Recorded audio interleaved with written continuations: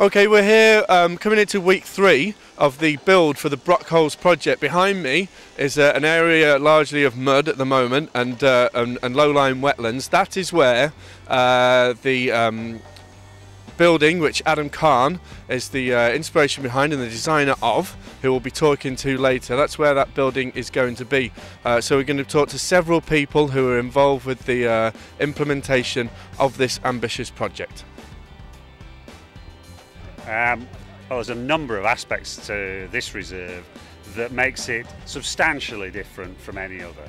The accessibility, for a start. We're very close to the city centre of Preston, large number of people in an urban conurbation who can very easily get out to the reserve and almost immediately leave the urban sprawl behind and come into something, a very natural environment, which will look like Lancashire used to do many years ago, 300-400 years ago. So you very quickly get a taste of what the county was like before industrialisation, before the cities were built.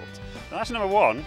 Number two is that the development we're going to produce has a number of aspects to it that you won't find elsewhere, particularly its environmental sensitivity.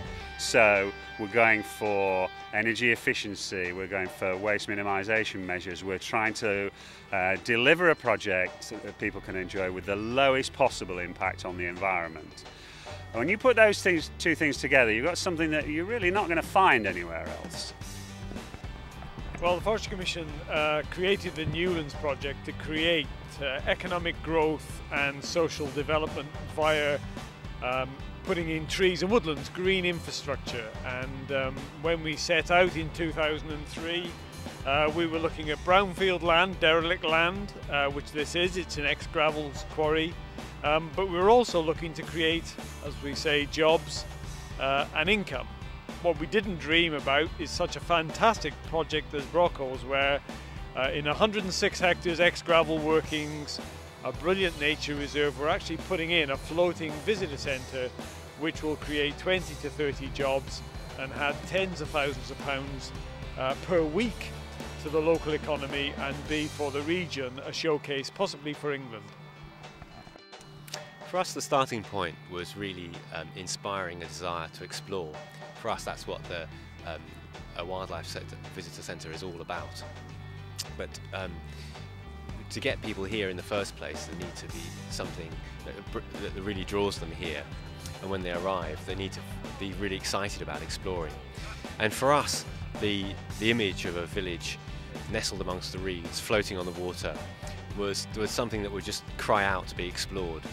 And so, you know, it's the sort of thing where you'd have the children dragging the parents by their hand to go and explore. And I think the image of the village works for us in other ways as well. That once you're on the visitor centre, there can be a real kind of vitality and a buzz about the different activities all happening around the shared spaces. The M6, considering how busy it is and considering it's one of the major motorways in this country, has very little impact on the habitats and on the wildlife of this site. To put that into context, there's a little bird called a reed bunting, which is a rare little bird. It's been in decline for a long time now, and we have the highest density of breeding reed bunting along the side of the motorway than I've ever seen anywhere in the country. So believe me, the wildlife really isn't bothered about the motorway at all.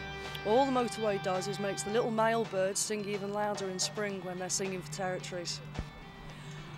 Right, well, I mean, it's taken us 20 years since this was a glimmer in our eyes, really. So we've been at it for a long time. Hopes for the future. Well, I mean, it always started out with the biodiversity, that we should be able to have this fantastic nature reserve, which is of treble SI standard already, and that we'll be able to link it to other nature reserves and show really a large vision for wildlife in this area, and to deliver some really key habitats from the Biodiversity Action Plan. So that's the wildlife part of it, but then it's about profiling the trust, getting us a higher profile, hopefully encouraging more members to join, so we can go out there and do more nature conservation.